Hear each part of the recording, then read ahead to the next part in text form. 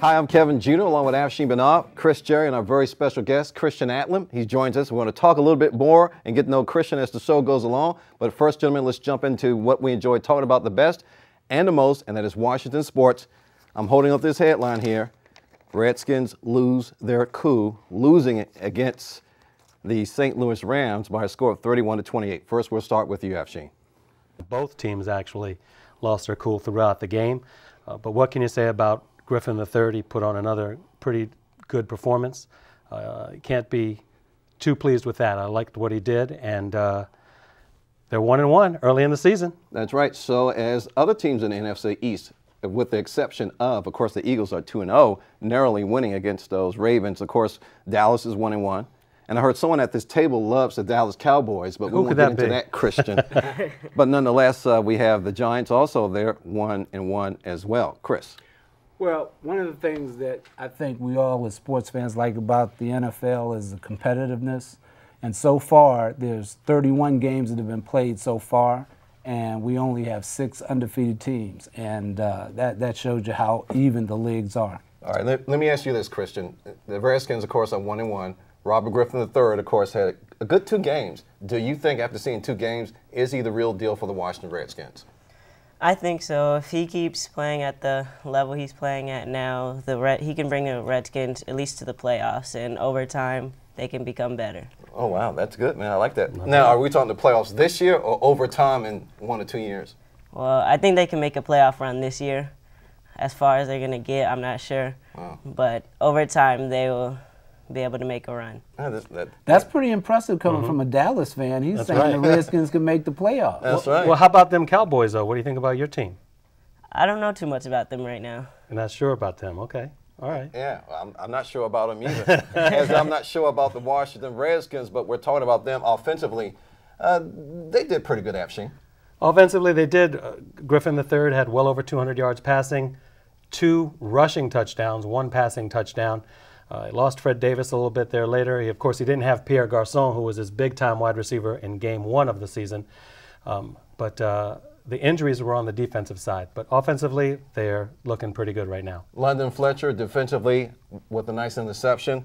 You can't deny that. I mean, they did play well, although, let's talk a little bit about the defense. Brian Arakpo and Adam Carricker are gone for the year. Right. The Redskins lost 1 defensive player on every unit. They lost Carricker on the line, Arakpo among the linebacking core. They're both gone for the year. And then they lost Josh Wilson, who had a mild concussion. He could be out anywhere from 2 to 5 games. That's right. We know the NFL, with the concussion stance, they're going to err on the side of caution. Chris. Yeah, I think overall the offense so far, Redskins have done well, but like you said, the defense, man, they've got a lot of holes, and there's a lot of pressure on the staff. Raheem Morris, was brought in to coach the defensive backs, and they got burnt like toast yesterday, and there's got to be some work. Well, let's remember, too, Raheem Morris lost its 2 starting safeties before the season really even started. Brandon Minifield will be back probably in the next game or 2, so that might help. But you're absolutely right, Chris. We're going to see what Shanahan says. He says he's got a lot of depth on this team, more than any other year that he's coached. Now it's going to come to fruition. Well, you got to be impressed with the coaching choice that the Shanahan's made, because they made that adjustment after they figured out that who wouldn't be in there. I'm losing for a word here. The target in which Garçon. Yeah, Garçon would be in there. So you got to be impressed with the moves that they made. Well, I think, again, offensively they're fine. I mean, I don't think anybody realistically for the season would have expected them to score as many points in 2 games as they've done. And so that's not their problem. Their problem is they need to get the defense fixed, and probably even more so than that, they got to get the special teams fixed. Oh, that's right. There were some glaring errors on special teams. Well, yeah, going back to last season with the blocked field goals and the extra points that were blocked and missed as well by Graham Gano, this year we've had that, and we've had 2 blocked punts, 1 in each game thus far. So I don't know. Danny Smith, the special teams coach, right now it looks like he's under fire from what we've been hearing in the press and and at Redskins Park. So they've got to do something about special teams right now. All right, let's talk a little bit about the Redskins' defense and Brian Arakpo and Adam Carricker. We know that they're out for the season. Does this make or break the defense in your view, Christian? Well, right now, it'll take a while for them to rebuild the defense and get used to playing with the replacement guys. But Brian Arakpo and Adam Carricker are two big losses. Yes, they are. For the Redskins defense. So they'll have to work on their defense. One of the things that Christian just mentioned was the backup players. One of those backup players now will be Jarvis Jenkins, who was the rookie draft pick out of Clemson last year, and he was considered the best lineman on the team, and he never even played a down of NFL football. He's going to have to step to the fold right now and become an automatic starter on the defensive line. Well, we'll see how that goes. A blunder near the end of the game with Josh Morgan. I'm quite sure he's feeling really bad about that for the Washington Redskins. Not that it would have made any difference in the game, but it did set them back. They ended up missing a 61 field goal. What can you say? Nothing you can say. I tell you what, that was obviously a bonehead decision by Morgan. Sure was. But I'll tell you what I also think was a bonehead decision, and that is for Mike Shanahan to send out and try to kick a 62-yard field goal with a guy who's been 1 of 8 over 50 the last 8 kicks, and there was just no way. I think he had a much better chance trying to pick up a 4th and 16 than to try to send the game to overtime on a 61, 62-yard field goal. Interesting you said that, because Mike Shanahan said if they didn't go for that field goal, he was going to go for it on 4th down. He wasn't going to kick it from the 47 if there were no penalty. Now, the other interesting thing is Graham Gano made a lot of kicks last year beyond 50 yards. Cundiff can't do that. Graham Gano can't make them inside of 40, it seems like. But this would have been the perfect setup for Graham Gano if he was actually going to try and kick it. I think it could have been a different outcome. Could have been. Go ahead. And you know, another interesting thing, Jeff Fisher, I think, kind of suckered Shanahan too, because Mike was going to go for that, you know, on that 4th and 16. And so Jeff Fisher decided to take the timeout, gave him 30 seconds to think about it, and Shanahan changed his mind and, you know, tried to Cundiff out there. And, you know, Cundiff's look in his face was like, man, you got to be kidding. 62. All right, so let's talk about the officiating. Wasn't up to snuff, wasn't up to par. I mean, this is a broad problem with the scabs, the substitute refs across the NFL.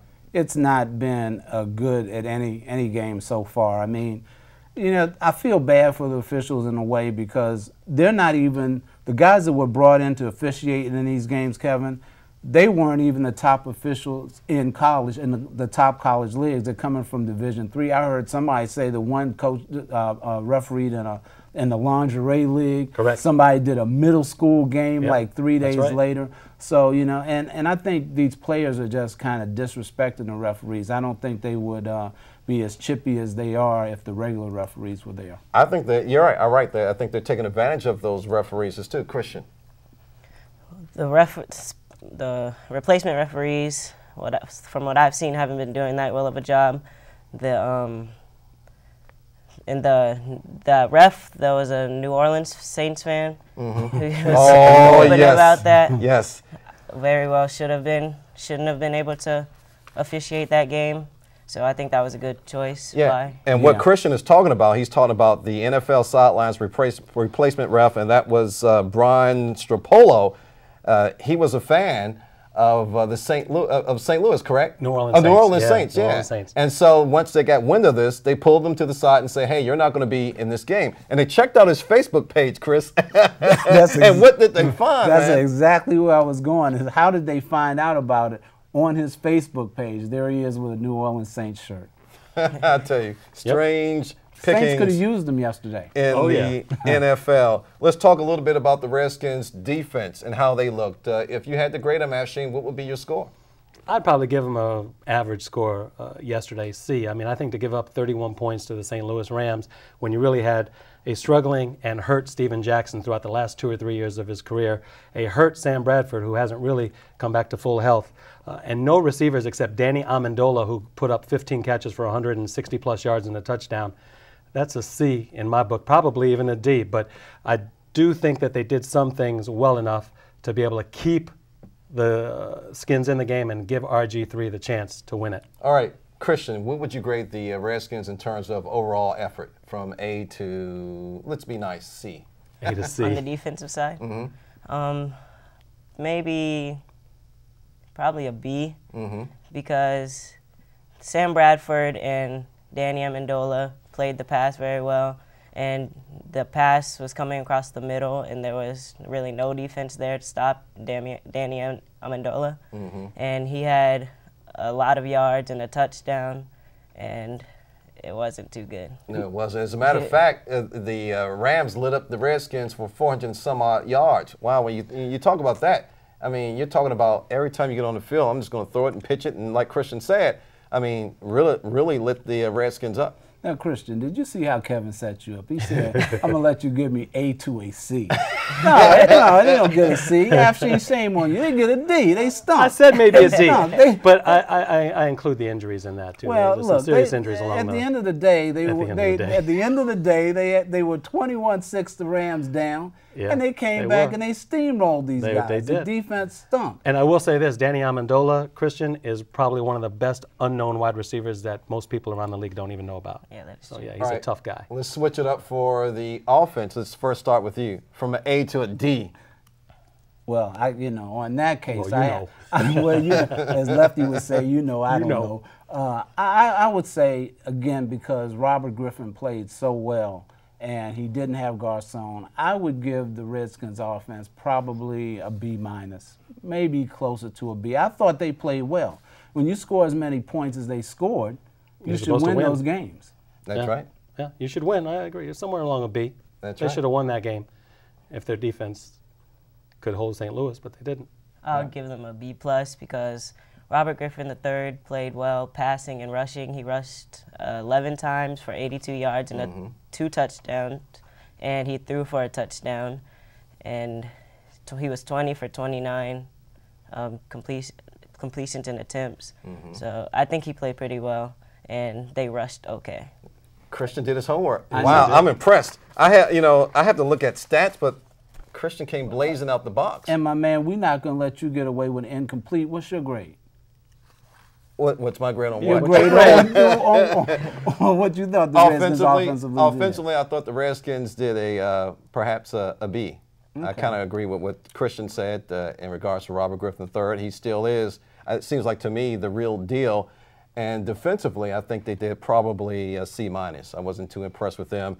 The question is, how are they going to go on with 2 of their centerpieces in Adam Carricker and then, of course, Brian Orakpo? We will see. We're going to talk a little bit about the Cincinnati game and get our take on that. But before we do that, we have an email of the week. And this one comes by way of 13-year-old Brian Sutter in Chicago. All right, here he goes. I recently just moved to Chicago with my parents, and I doubt that I will ever be a Chicago sports fan after growing up in Washington, D.C., cheering for the Redskins, the Caps, the Nationals, and the Wizards. Here's my question.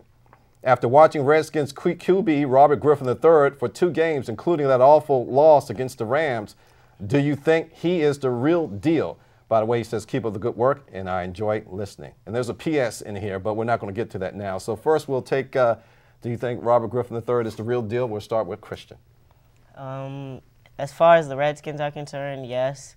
As far as the league is concerned, I think it'll take some time for him to develop, but he did come out nice in his debut, and I think if he does well during the season, he'll still have some stuff to work on, but he can emerge as one of the top quarterbacks over time. Afshin. What he said. All right. Chris. I think right now, as advertised, and I say after 2 games, he'd be the Rookie of the Year. He would be. After 2 games, 70% completion rating. That's a great rating. That's pretty good. All right, here's the PS part. This one's for you. For me? Please tell Mr. Jury congratulations on his 49ers 2-0 record so far. Thank you. As for his Virginia Cavaliers, perhaps he should choose a college football team with a bit more substance, say like Clemson. Clemson, a Clemson fan is going to give me a hard time when they're getting ready to beat by Florida State. I can dig it, though. It's all good. All right, so you want to get into this action, you can email us at tncssportshow@gmail.com, or you can hit us up on our Facebook page, our fan book page at the Nation's Capital Sports Show at facebook.com. Let's talk a little bit about the Cincinnati Bengals and the Washington Redskins. The Bengals come marching into RFK, the Redskins' first home game. Afshin set it up for us offensively and defensively. Oh, man, offensively, Cincinnati has 3 young players. Their quarterback out of TCU, Andy Dalton, who threw 3 touchdown passes in his last game. He throws to this wide receiver named A.J. Green, another great second-year player. And, of course, they got the law firm at running back, and I thought it was one of the best offseason acquisitions in all of the NFL, in Ben Jarvis Green Ellis. So offensively, they're set. They have a decent offensive line that will protect Andy Dalton. And right now, you might want to favor Cincinnati in this game because of those missing pieces on the Redskins defense, which you just alluded to. All right. So, Chris, you want to add in something? Well, I'm going to disagree with Afshin. I think in the for the home opener for the Redskins, I think they'll beat Cincinnati. Cincinnati, you know, they really let Cleveland hang around. I think Cleveland's going to end up being one of the worst teams in the NFL this year. So, you know, normally I don't pick the Redskins, but I think the Redskins, based on what I've seen through the first two games, I think they're going to do well against Cincinnati in their home opener. It may be a kind of lopsided game in terms of the Redskins, and maybe the balance may be in the Redskins' court just a wee little bit. So let's predict the score of that game, and then we're going to learn a little bit more about Christian here. You go first. Well, based on the first two games, I like the Redskins to continue to score a lot of points. I'd say something like 27-17 Redskins over Cincinnati. Man, all your scores have been like 17, but nonetheless, I digress. Now, I never said Cincinnati was going to win that game. I thought they might be favored going into that game. I think as long as the Redskins have the offense that they have and they don't have those injuries, and I think Leonard Hankerson could come into his own and become that number 2 wide receiver at least if Pierre Garçon's not back, then I do see the Redskins winning this game, and it's going to be a little bit closer, and I think that they'll still put up more than 27, Christian and Kevin, and I'm going to say 34-21. Hey, big Redskins. spender. All right. All right, Christian. Well, based on RG3's play but their losses on the defensive side, I do favor the Redskins, but the Bengals have a good offense and their defense can hold their own, but I have to go with the Redskins 24-17. Wow, all right. Kind of a low-scoring affair here. You're kind of like on my side there. You're kind of close. And you want to sit over in with him. He's a 49ers fan. You need to move on over here with him. What about you? Well, Redskins 28, Cincinnati 21. I Okay, kind of agree close. with a mixture of what Christian said and you said, not necessarily what my friend over here said. Hey, well, I said 10 points. You said 7 points. We all had them winning, though. Yeah, well, we all got them winning. All right, so let's talk about our youth initiative program, where we're actually going to have a youth from the community on our show each and every time. Christian Atlam is our guest this time around. And Christian, tell us a little bit about you, man, and how old are you, and what school you go to, and what you like doing on your free time. Well, I'm 13, and I go to Langston Hughes Middle School. I was born here in Virginia, Fairfax, and I really like basketball, and I play basketball a lot, and I watch sports during my free time most of the time. Now, during the summer, you did something that was really important. Your mother told me that you did this. You was part of a youth academy. Could you? What did you participate in? It's called the Johns Hopkins Program for Talented Youth, and I took 2 tests, a math test and a verbal test, to get into a summer camp to do with John Hopkins, and it'll get me set up to do. Give me a better chance to get scholarships.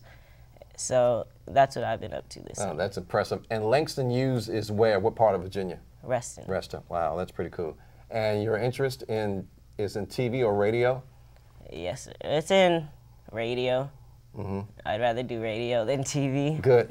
He's going to hang out with me then. We can go down to where I work at on a part-time basis, and we can do a radio thing. But who knows? Ashley may let you call a couple games with him. Yeah, we do the high school football games and basketball games here on Arlington Independent Media. And if you want to call a game or two, we'll get in touch with each other. It's very fun. Absolutely do. It's a lot of fun. Kevin's done it. Yeah. Chris, he's the one who got me involved in it all those years ago. But it's a lot of fun, Christian. And I would say to you, unlike us 3 guys, you have a face for television. Yes. So look at TV as a place to go. Well, thank you. Speak for those two. I don't know about him. I agree with Chris. You got a face for but you have a great face for television. Thank you. So we'll get you on the microphone and see if you have a good voice for radio now. How you like those? There you go. All right. So I'm Kevin Jeter, hanging out with Afshin Banab, Chris Jerry, and Christian Atlam. You're listening to the Nation's Capital Sports Show, where you can listen to us on our award-winning Stitcher Radio Network. Also, you can check us out right here on AIM. Who would have thunk it that 3 mugs, one handsome mug, but 3 mugs can be on television. You can catch us on Comcast 60. You can catch us on Comcast 69 and Files 38. This is the Nation's Capital Sports Show, where it's always on. Coming up next, we're going to be talking about those Washington Nationals. We'll be right back. At Arlington Independent Media, volunteer producers of local television working together to bring the sights, sounds, people, places, and events of your community to you. Students of all ages and backgrounds learning the art and science of media production in hands-on workshops designed to empower and enable. Community leaders, friends, and neighbors gathering to discuss the critical issues that affect us all. More than 20,000 programs in the last 30 years produced by and for the Arlington community. A rich and diverse collection of independent voices building community. At Arlington Independent Media.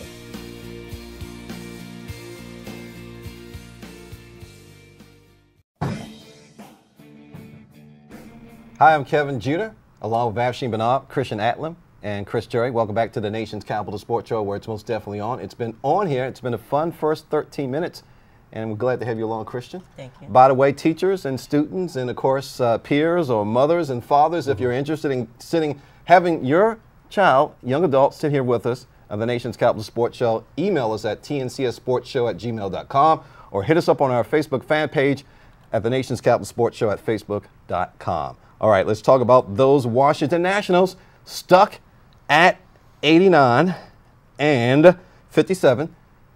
The Atlanta Braves came into town and swept the Nationals, which makes the Nationals 5.5 games ahead. Right. But nonetheless, they are still on pace to win this thing if they don't lose any more games. Afshin. Yeah, they are. I'm not sure what the game, what is it, a 3 count now? Is it a 3 to make the playoffs? 3 to make magic numbers. The magic number's 3 to make the playoffs, to make the wild card. At least the wild card. Right, at least the wild card. The magic number's 3. They still have a nice hold on the Atlanta Braves, who are trying. They're chomping at the bit, man. They're coming up, and they're working hard on trying to get that division. But I think the Nationals will be fine the rest of the way. They've got a tough series with the Dodgers coming up. Chris. Yeah, I'm with Afshin on that. The thing that the Nationals, 5.5 games is a pretty good lead, but they're really coming into the next 6 or 7 games, actually, with both the Dodgers and the Brewers, who are both battling to get a wild card. So it's not going to be easy. So the Nationals are going to have to stay on point. These games are at Nationals Park.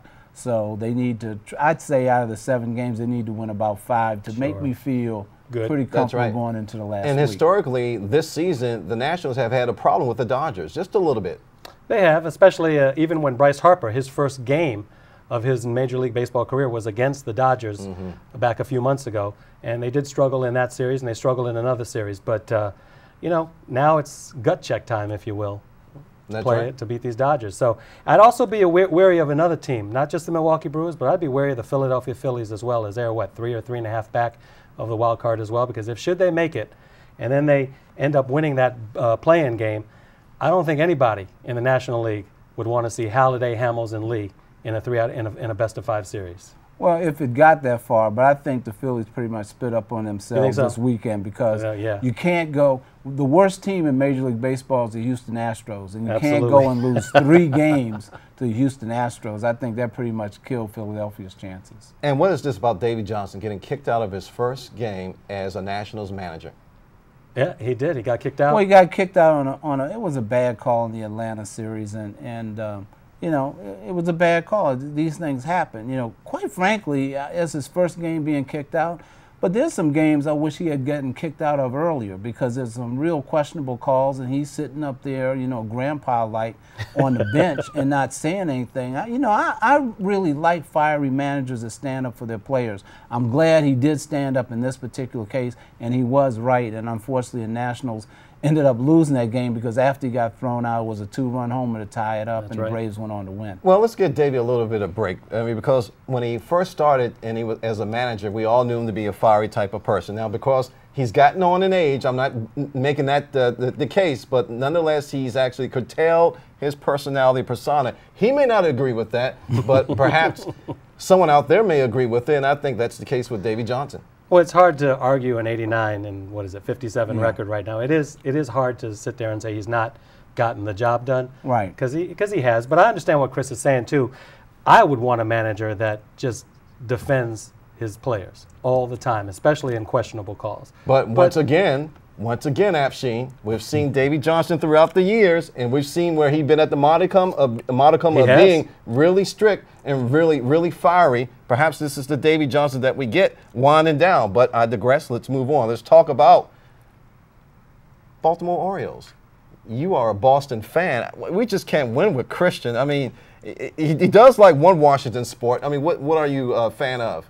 The Washington Wizards? No, the Thunder, but I do like the Washington Caps. All right, he liked the Washington Caps. We're going to talk about the Capitals in just a couple of minutes in the strike or the lockout. But nonetheless, you got to like the things in which the Orioles are doing. Yeah, I mean, to me, that's the team of the year. I mean, as much as I'm enjoying going to Nationals Park, I'm a Nationals fan. That's my baseball team.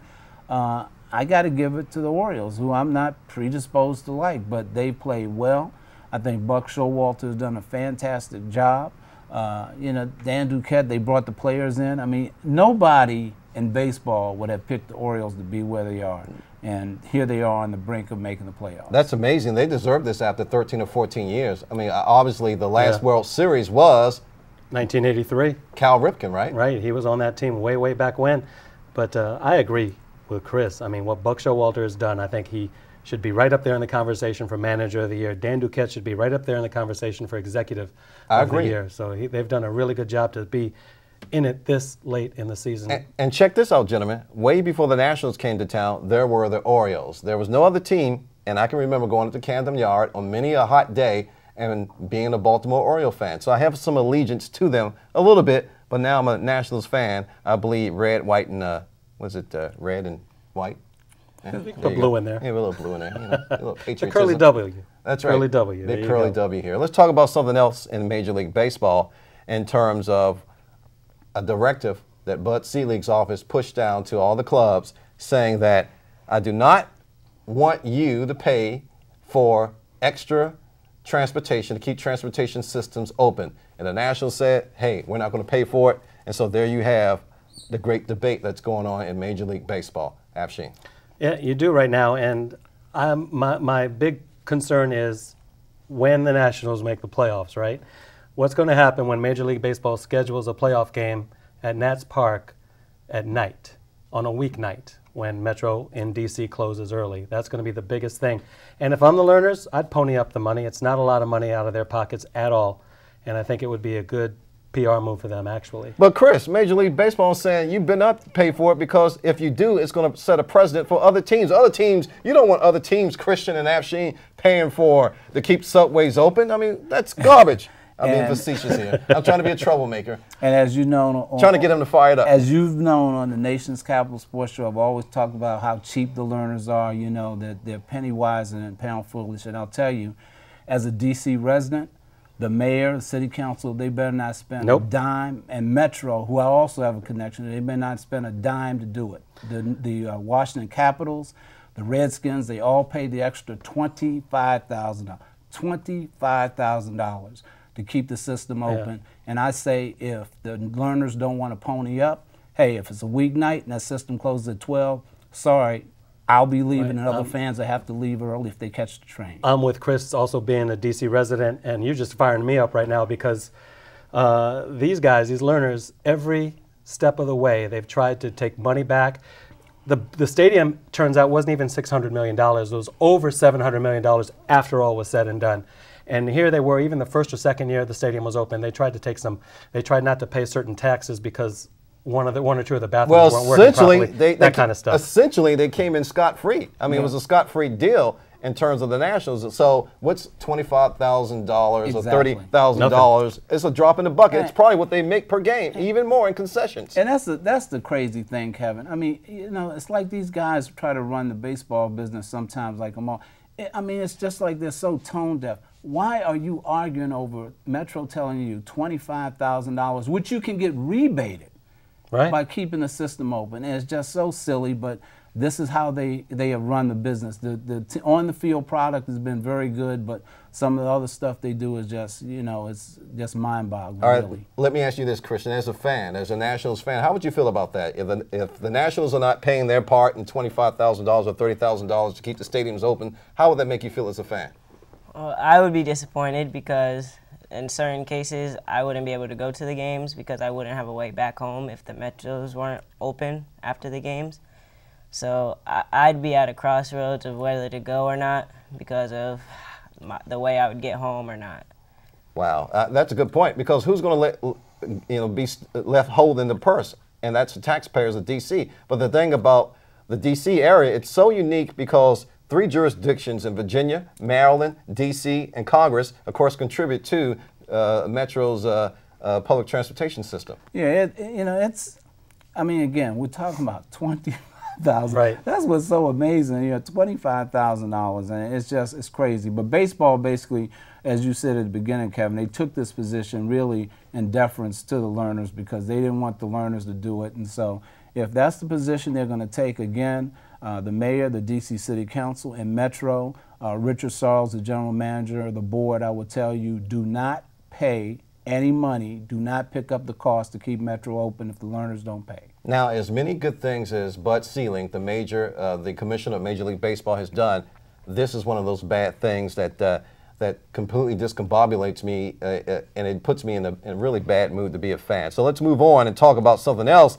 that's probably going to irritate me, and that is the NHL player lockout. Chris. What can you say? I mean, we're going to go through this again. This will be the 4th work stoppage since '92, the last one they had. And again, the owners, much like they tried to do with basketball, they're like, nope, we're going to lock you out if you don't give in. The difference is, in the NHL, the owners really don't get much TV money, whereas the NBA, right. Each team gets $30 million per team of the 30 teams for that. It's just crazy. They should figure some way to work it out, but it is what it is. So conceivably, Afshin, if a deal doesn't get made, this could be a bad season in terms of financially for the NHL. Oh, it would be a terrible season. There would be no financial season really for them at all, but I do believe that a deal will get done maybe after that first paycheck doesn't come through for the players, and especially that the NHL Classic in January, where it's going to be in front of 115,000 fans. The owners want that game, and the owners want the season, I think. Remember during the last NBA strikeout, making a correlation here, I don't know what's going to happen with NHL players, but you know what I'm about to say. I know where you're going. As the lockout got further into it, those players, they couldn't afford to keep the house payments, and they couldn't afford to keep the insurance payments because they had too many cars and, and child support payments. But I would say the one difference, though, is in the NBA, you had a situation where the owners also had something to lose with that money. But where I actually thought you were going was, don't be surprised if they do decide to go ahead and play. And much like the NBA did on their signature day of having games on Christmas, if the NHL decided, okay, we're going to start our season on New Year's Day with the Classic. All right, so we're going to let Christian have the last word on this.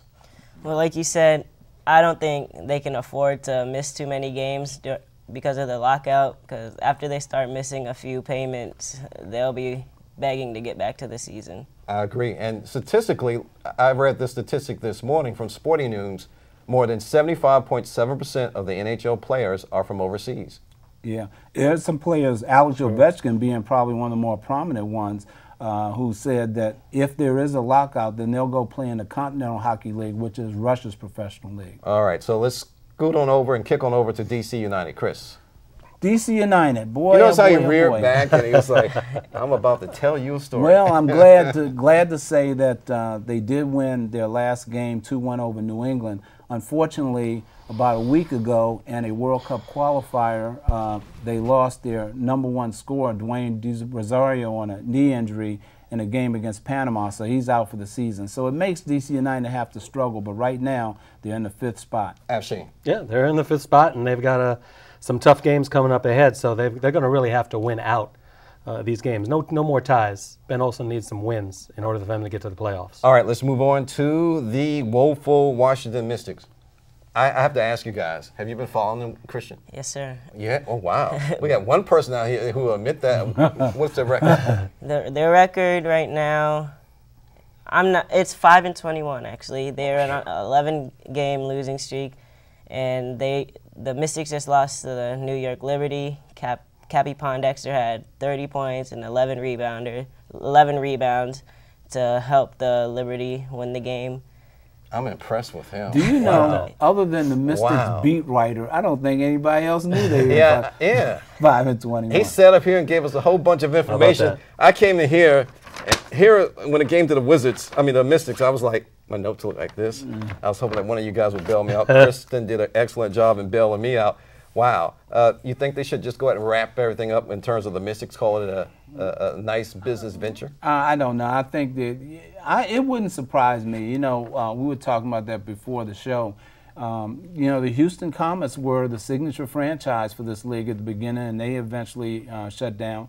The Mystics supposedly had to get rid of a lot of players and coaches because they didn't know if they could make it. But having said that, they still are one of the attendance leaders in the WNBA. We're going to let you have the last one on that. Let's go to in brief real quick, Afshin. College football scores. College football scores we have. Oh, yeah, I wrote some down, I think. Yeah. Howard and Norfolk State. What a game that was. Actually, after the high school game I had done this past Friday night, went home and like at midnight, I wasn't tired, turned the TV on and watched Jay Walker commentating on the Howard game against Norfolk State. At Norfolk State, the Spartans, the reigning MEAC champions, but Howard won. They had a big lead in the first half, and they held off Norfolk State 37-36, so now they're 2-1. Another local team, the Georgetown Hoyas, they lost to Yale 24-21, and I think they play 2 more games now against the Ivy League after that. UVA. Should we even talk about UVA? No. All right, so let's go real quick to the last score. Maryland and Connecticut. UConn won 24-21. All right, thank you very much. In the Edsel Bowl. All right. And, of course, the game that you did was Yorktown, right? And Yorktown won another game. What was the score of that and who they play against? Yorktown, they beat 151-21. MJ Stewart and Arturo Brown, great running backs. They have a great offensive line as well. They're undefeated right now this season. Thank you very much. I didn't know he can talk that fast. Yeah. For the Nation's Capital Sports Show, I'm Kevin Jeter, along with Afshin Banab, Christian Atlam, a very special guest. You must come back and do another game with us. I will. Another show, too. Thank you. All right.